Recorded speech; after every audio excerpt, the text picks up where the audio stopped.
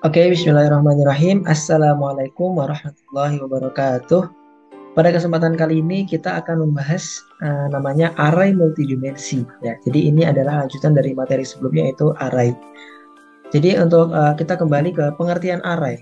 Pengertian array yaitu atau larik adalah variabel yang mampu menyimpan banyak data dalam satu variabel dengan tipe data yang sama. Ya. Array memiliki elemen-elemen yang digunakan untuk menyimpan banyak data. Nah, cara memanggil data array pada elemen tertentu adalah dengan mengakses indeks elemen data tersebut. Indeks array itu secara default dimulai dari 0, ya. Jadi bukan dari 1, tapi dimulai dari 0. Nah, ini untuk ilustrasi array 2 dimensi. Nah, jadi nanti kita ada array 2 dimensi dan juga array 3 dimensi. Yang pertama kita akan membahas array 2 dimensi terlebih dahulu. Nah, ini untuk ilustrasinya. Di sini kita nanti misalkan menggunakan angka, ya walaupun nanti bisa menggunakan yang lain.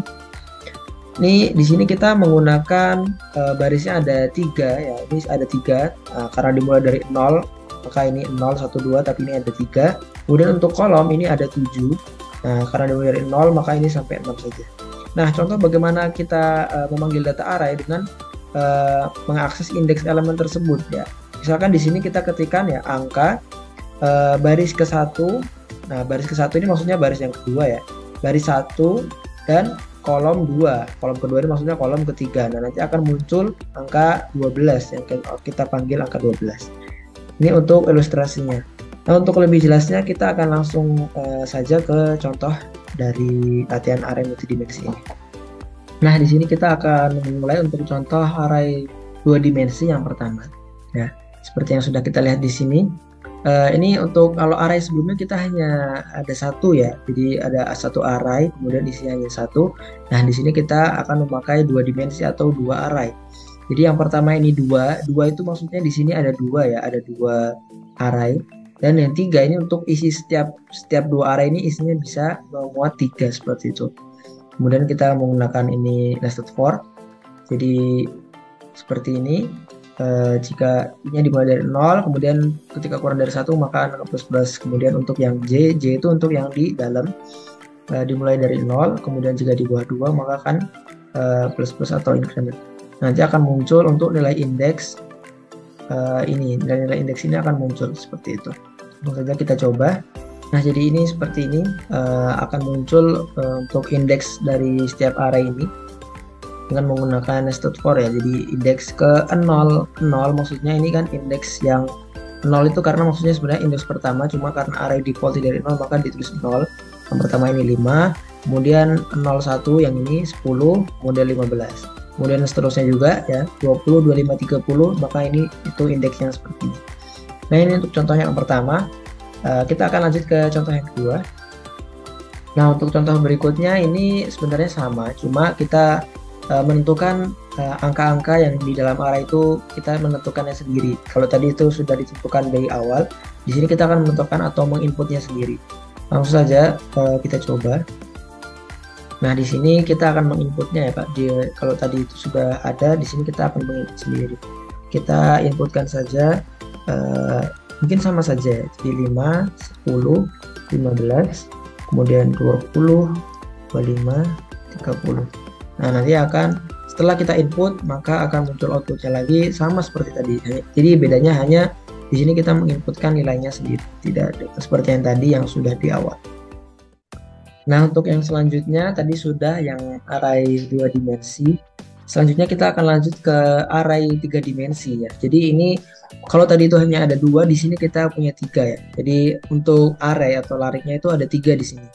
Jadi ada 3. Digambarkan di sini itu seperti balok yang bersusun seperti ini ya. Jadi untuk yang pertama ini 2 itu jadi dia memiliki 2 ya. Ini untuk subscript pertama atau ukuran pertama ada 2. Itu ditandai dengan ini. Yang seperti ini yang pertama, kemudian yang kedua yang di sebelah sini. Nah, itu untuk yang array yang subscript yang pertama. Kemudian untuk yang kedua itu ini. Jadi memiliki tiga isian, yaitu yang ke samping ini. Di ilustrasinya seperti ini. Kalau yang pertama tadi hanya isi 2, yang ini dan ini. Kemudian ini yang ketiga yang kedua itu memiliki tiga isian, yaitu seperti ini. Nah, di setiap ini memiliki 3, 1, 2 dan 3 ini juga 1, 2, 3. Kemudian untuk yang ketiga atau dimensi yang ketiga itu memiliki 4 ya, diibaratkan seperti ini, diilustrasikan seperti ini. Nah, setiap ini memiliki 4 ya, jadi 1, 2, 3, 4, kemudian ini ada 4, 4, 4 dan seterusnya 4. Jadi di sini ada 2, di sini 2 ya. Kemudian di setiap 2 ini ada 3, dan di setiap yang 3 ini ada 4 untuk isiannya. Nah, untuk lebih jelasnya kita akan langsung ke contohnya. Nah, jadi ini untuk yang ilustrasi ala. Nah, jadi ini untuk yang array 3 dimensi. Ya, untuk contohnya seperti ini, seperti yang dicontoh ya. Jadi yang pertama ini ada 2, 3, dan 4. Ini jadi yang dimensi yang pertama ini ada 2 ya. Ini ada 2 dipisahkan dengan huruf awal 2 ini 2.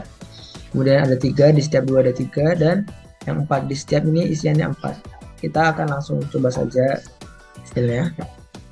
Nah, jadi ini untuk contoh hasilnya. Di sini kita ingin meng-cout atau mengoutputkan nilai indeks angka 24.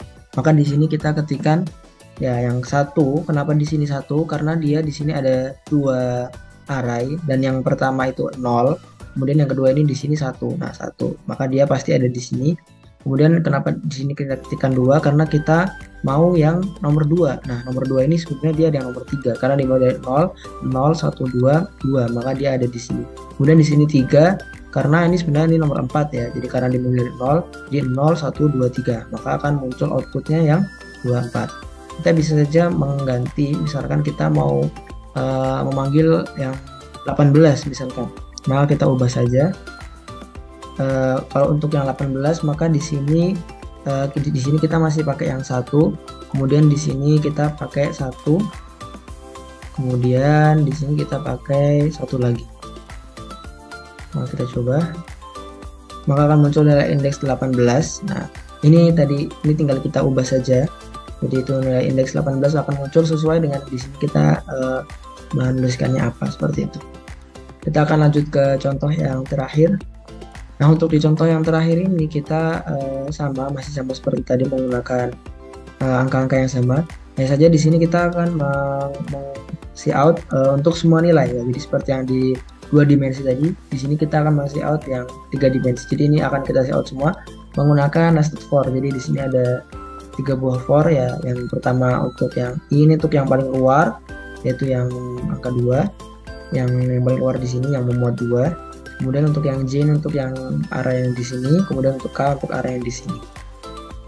Nanti di sini kita akan meng-print semua ini, nah seperti yang multidimensi yang kedua tadi. Kita coba saja. Nah, jadi seperti ini ya, sudah muncul.